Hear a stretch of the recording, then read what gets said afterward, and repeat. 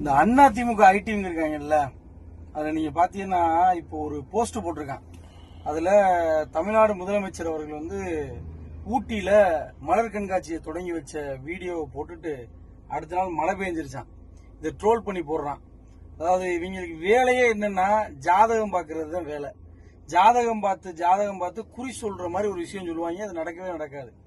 இப்படித்தான் தலைவருக்கு வந்து கட்டம் சரியில்லை, முதலமைச்சர் ஆக முடியாது, அப்படி இப்படின்னு டெய்லி குறி சொல்றதுதான் வேலை. இந்த ராஜேந்திர பாலாஜி மாதிரி ஆட்களுக்கெல்லாம் டெய்லி குறி சொல்லி இவருக்கு கட்டம் சரியில்லைன்னு சொன்னாங்க. ஆனா தலைவர் வந்து முதலமைச்சரா வந்து அரியணையில ஏறினாரு. இப்பவும் என்ன பண்றாங்க அப்படின்னா ஜாதகம் பாக்குறாங்க. அப்பப்ப ஜாதகம் பார்த்து இவர் வந்து கட்டம் சரியில்லை, இதோட முடிஞ்சு போச்சு, திரும்ப இவரால் ஆட்சி அமைக்க முடியாதுன்னு மீண்டும் மறுபடியும் தளபதி அவர்கள் தான் ஆட்சி அமைக்க போறாங்க. ஆனா இவங்க என்ன சொல்லுவாங்க, ஜாதகப்படி பாத்தீங்கன்னா எடப்பாடி பழனிசாமிக்கு ஜாதகம் அப்படி இருக்கு, உச்சத்துல இருக்குது. இது வரைக்கும் இவர் வந்து 10 தோல்வி, படுதோல்வி பழனிசாமி அப்படின்னு தான் அவர் இருக்காரு. ஜாதகத்துல அவருக்கு நல்லா இருக்குன்னு யாரு, இந்த ஏடிஎம்கே காரங்க ராஜேந்திர பாலாஜி மாதிரி ஆட்கள் எல்லாம் சொல்லுவாங்கல்ல, பார்த்தா 10 தோல்வி பழனிசாமி, 11வது தோல்வி சந்திக்கிற கூடாது அப்படிங்கறதுக்காக விக்கிரவாண்டியில வந்து என்ன செய்யல, எலெக்ஷன்லயே நிக்கல. அந்த அளவுக்கு தான் எடப்பாடி பழனிசாமி.